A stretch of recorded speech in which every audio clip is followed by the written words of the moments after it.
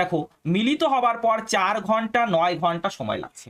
মিলিত হওয়ার পর তার গন্তব্যস্থলে পৌঁছাতে কত সময় লাগছে? 4 ঘন্টা 9 ঘন্টা। ঠিক আছে, প্রথম ব্যক্তির গতিবেগ জানা আছে, দ্বিতীয় গতিবেগ বের করতে বলেছে। গতিবেগের অনুপাত তো এখান থেকে বলতে পারবে, দাদা পারবো। গতিবেগের অনুপাত দাদা স্কোয়ার রুট নেবো, তারপরে T2 T1, T2 আছে 9, T1 আছে 4, তাই না?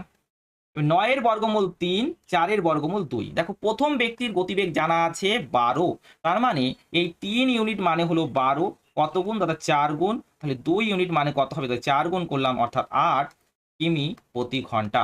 কি হবে? 8 কিমি প্রতি ঘন্টা। বোঝা গেল?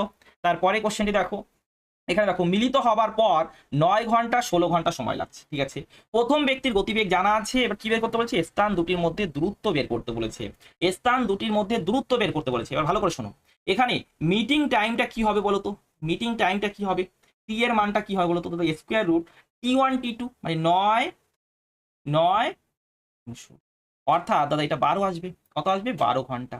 এবার দেখো তাহলে প্রথম ব্যক্তির কত সময় লাগবে বলো তো?